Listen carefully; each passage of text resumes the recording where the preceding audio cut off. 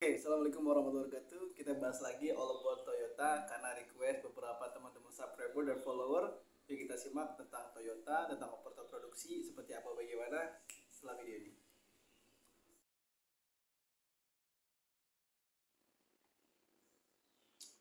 Ya, jadi udah lama banget nih kita nggak bahas tentang Toyota ya. Udah berapa bulan yang lalu mungkin. Jadi perkenalkan, nama gue Agus Muhammad. Gue termasuk content creator yang bahas all about dunia pabrik di YouTube dan di sebelah ya di TikTok lah.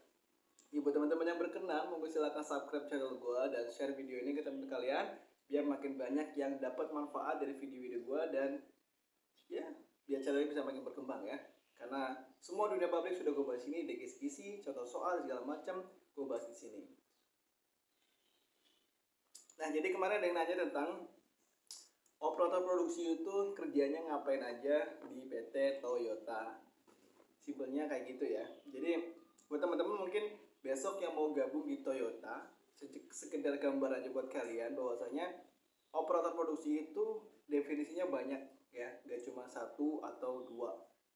Jadi kita tahu bahwa Toyota itu bikin mobil, dan bikin mobil itu prosesnya panjang banget, dari mulai lembaran baja dicetak, dilas, dicat, dan dirakit komponennya semuanya dan sampai keluar ke dealer itu prosesnya panjang banget. Oke, jadi mungkin video ini rada lama dan silakan disimak baik-baik, jangan skip biar nggak ada kesalahpahaman. Oke, jadi untuk pertama kali asal kalian tahu aja, jadi di Toyota itu bagian paling awal yaitu stamping guys. Stamping ini yaitu pencetakan dari lembaran baja dicetak jadi sebagian kerangka untuk mobil sendiri. Untuk di Toyota sendiri yang kita tahu untuk Innova dan Fortuner itu dia pakai sasis, sedangkan untuk yang non Fortuner dan Innova itu pakai sasis monokok. Sasis monokok tahu ya, yang nyambung sama roda itu namanya sasis monokok. Mungkin next time gue bahas lah all about sasis monokok itu sendiri. Jadi kalau ditanya kerjanya ngapain aja, yang pertama ada di operator produksi bagian atau departemen stamping, yaitu pencetakan bodi mobil dari lembaran baja. Dan di stamping itu ada juga yang nyuplai namanya logistik, atau kalau di Toyota namanya PAD, Plant Administration Department, atau orang-orang yang menyiapkan lembaran-lembaran baja yang mau dicetak itu. Jadi kan nggak mungkin kita ngambil sendiri, nyetak sendiri. Nah, kita ada yang nyiapin lembarannya, ada nyetaknya. Jadi itu dipisah guys, cuma sama-sama operator produksi. Dari situ ada leader dan foreman dan juga supervisor di setiap bagian itu. And then setelah itu ada juga bagian QC di bagian stamping itu sendiri. Jadi sebelum si barang itu keluar dari departemen stamping, itu akan dicek dulu sama QC apakah bagus, layak, sesuai standar atau enggak. Karena di Toyota sendiri ada ISO 9001, ada 14001 dan 45001. Untuk all about itu nanti gue bahas di lain video ya. Yang kita tahu setelah stamping itu kita masuk ke bagian welding atau pengelasan. Di sana semuanya dielas jadi satu kesatuan buat utuh. Jadi tadi baru dicetak per bagian sendiri, per plat-platnya itu masuk ke bagian welding. Di sana dielas jadi satu kerangka utuh semuanya.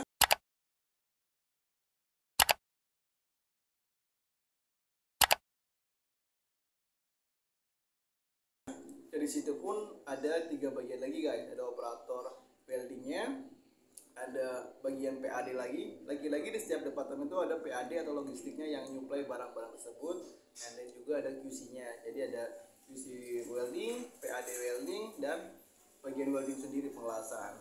Jangan bayangin ngelas di situ kayak pengelasan pinggir jalan ya, enggak, karena pengelasannya sendiri ya udah canggih lah, udah robotik. Paling spot-spot doang, nyepot itu masih manual pakai orang. And then dari welding sendiri masuk ke bagian painting. Jadi udah jadi kerangka utuh, di satu jadi satu, dilas jadi utuh, masuk ke bagian painting. Painting itu pengecetan guys, masuk ke pencelupan, dicat sesuai request warnanya apa. Ada merah, ada hitam, ada putih, mungkin grey, semuanya dimasukin di situ.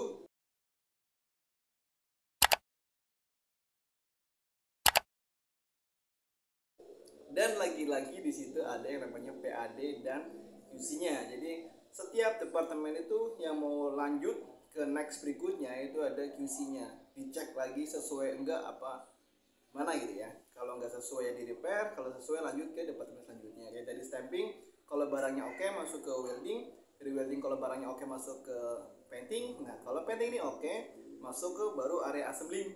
Nah di assembling ini yang lumayan rame nih sini nih, karena hampir jantungnya manufaktur ya ada di assembling itu paling banyak, karena semua komponen dirakitnya di assembling, baik itu roda, kaca, spion, bumper, dan semuanya termasuk kursi segala macam dirakit di assembling.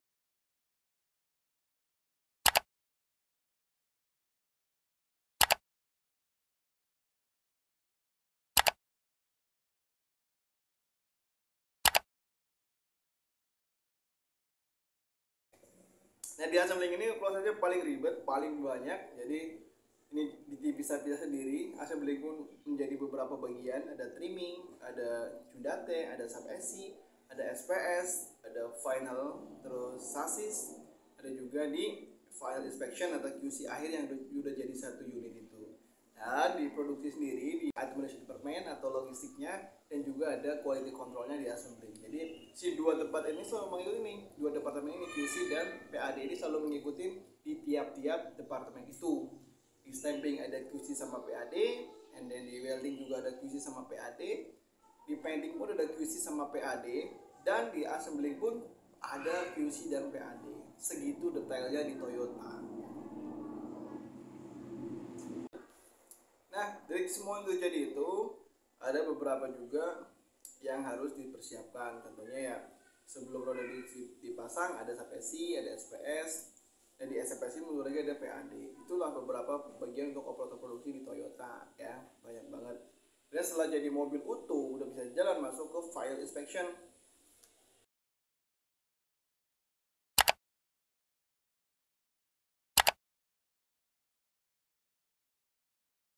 Di final inspection ini dicek lagi nih, apakah catnya ada baret, apa ada dustpan, ada bubble, atau kacanya retak atau apa, itu dicek semuanya di final inspection. Dan juga bisa itu road test semuanya, tes function, tes kebocoran, semuanya ada di situ. Ini kalian bakal tahu semuanya di situ. Dan semuanya berkesinambungan guys, pakainya conveyor. Jadi buat teman-teman yang mungkin nanti tempatnya di assembling, persiapkan aja diri kalian, karena kalian akan bekerja di atas mesin berjalan. Otomatis waktunya akan berbeda dengan teman-teman yang offline gitu, kayak QC dan PAD itu beda cerita ya, karena di assembling pakainya conveyor. Kalau orang-orang di PAD atau logistik dia nggak terikat sama conveyor, jadi mau ketua kapanpun dia bisa gitu loh, beda sama beda kayak teman-teman yang diproduksi atau di assembling itu akan nggak semudah itu gitu loh. Ini pertanyaannya, gimana kalau kita pengen pipis atau pengen ke toilet ketika produksi? Ya, di sana ada namanya andon, kita bisa tarik andon, atau kalau nggak bisa tarik andon kita bisa memasuk leader. Nanti leadernya gantiin. Kalau nggak biasanya tiap-tiap departemen itu ada namanya line keeper. Nah line keeper itu yang kerjanya menggantikan tiap-tiap orang yang ingin ke toilet segala macam. Itu fungsinya line keeper. Oke.